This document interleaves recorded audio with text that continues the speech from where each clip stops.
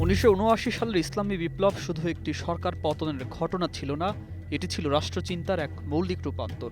Ayatollah Ruhullah খামেনির নেতৃত্বে রাজতান্ত্রিক পশ্চিমাপন্থী শাসনের বিরুদ্ধে যে গণঅভ্যুত্থান গড়ে ওঠে তা ইরানের রাজনৈতিক মানচিত্র পাল্টে দেয়। শাহ মোহাম্মদ রেজা পাহলভির হোয়াইট রেভলিউশন আধুনিকায়ন কর্মসূচি একদিকে উন্নয়ন এনেছিল, অন্যদিকে ধর্মীয় গোষ্ঠী ও ঐতিহ্যবাদীদের মধ্যে তীব্র অসন্তোষ তৈরি করেছিল।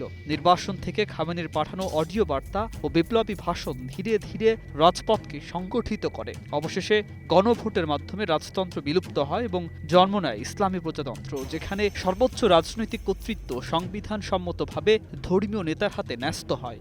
বিশ্বের নানা প্রান্ত থেকে রেমিটেন্স লেনদেনে নগদ নিয়ে এলো হার না মানা হার অফার। সর্বনিম্ন ১০,০০০ টাকার রেমিটেন্স নগদে পাঠালে স্বর্ণের হার জেতার সুযোগ।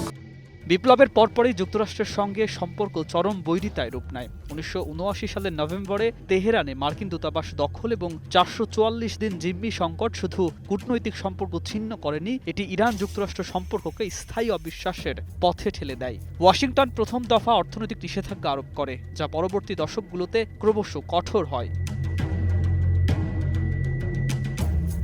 ইরানের নতুন শাসন ব্যবস্থা নিজেকে বিপ্লব রক্ষার রাষ্ট্র হিসাবে গড়ে তোলে, যেখানে নিরাপত্তা, আদর্শিক আনুগত্য এবং বাহ্যিক শত্রুর ধারণা রাষ্ট্রনীতির কেন্দ্রে স্থান পায়। এই কাঠামোই পরবর্তী সব সংকটে সরকারের অবস্থান নির্ধারণে ভূমিকা রাখে।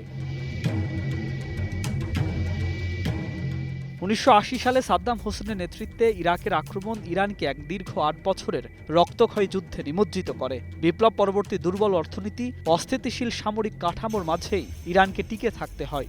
রাসায়নিক অস্ত্রের ব্যবহার, সীমান্তে স্থবির যুদ্ধ এবং প্রায় ১০ লাখ মানুষের প্রাণহানি, সব মিলিয়ে এটি মধ্যপ্রাচ্যের অন্যতম ভয়াবহ সংঘাত হয়ে ওঠে। যুদ্ধ পরবর্তী সবচেয়ে বিপ্লব রক্ষার মানসিকতা আরও প্রাতিষ্ঠানিক রূপ পায়। রেভলিউশনারি গার্ড বাহিনী রাষ্ট্রের ভেতরে শক্তিশালী শক্তিতে পরিণত হয় এবং আঞ্চলিক রাজনীতিতে ইরানের সক্রিয় হস্তক্ষেপের ভিত্তি করে ওঠে।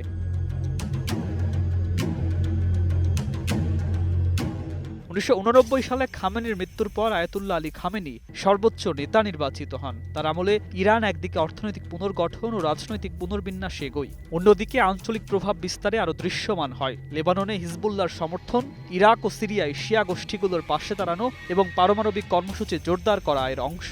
২০১৫ সালে ৬ শক্তির সঙ্গে স্বাক্ষরিত পরমাণু চুক্তি সাময়িক স্বস্তি আনলেও ২০১৮ সালে যুক্তরাষ্ট্রের প্রত্যাহার ও পুনরায় নিষেধাজ্ঞা ইরানকে আবার অর্থনৈতিক চাপে ফেলে। রিয়ালের অবমূল্যায়ন, তেল রপ্তানিতে বাধা এবং অভ্যন্তরীণ বিক্ষোভ সব মিলিয়ে রাষ্ট্রটি ক্রমাগত চ্যালেঞ্জের মুখে পড়ে।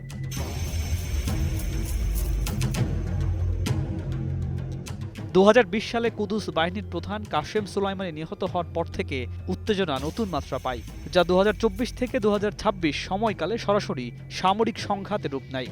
ইসরায়েলি হামলা, আঞ্চলিক পাল্টা আঘাত এবং সর্বশেষ যৌথ অভিযানে সর্বোচ্চ নেতা নিহত হওয়ার ঘটনা ইরানের রাজনৈতিক কাঠামোকে এক অনিশ্চিত সন্ধিক্ষণে দাঁড় করিয়েছে। ৪৭ বছরের ইসলামী প্রজাতন্ত্র আজ প্রশ্নের মুখে। বিপ্লবের আদর্শ, নিরাপত্তা, রাষ্ট্রের কৌশল এবং আন্তর্জাতিক বিচ্ছিন্নতার রাজনীতি টিকে থাকবে, নাকি নতুন এক পুনর্গঠনের অধ্যায় শুরু হবে? ইতিহাসের ধারাবাহিকতায় ইরানের ইসলামী বিপ্লব যেমন ছিল এক ভূকম্প, তেমনি বর্তমান সংকটও মধ্যপ্রাচ্যের শক্তির ভারসাম্যে আরেকটি গভীর কম্পন সৃষ্টি করছে। News desk, ২১ television.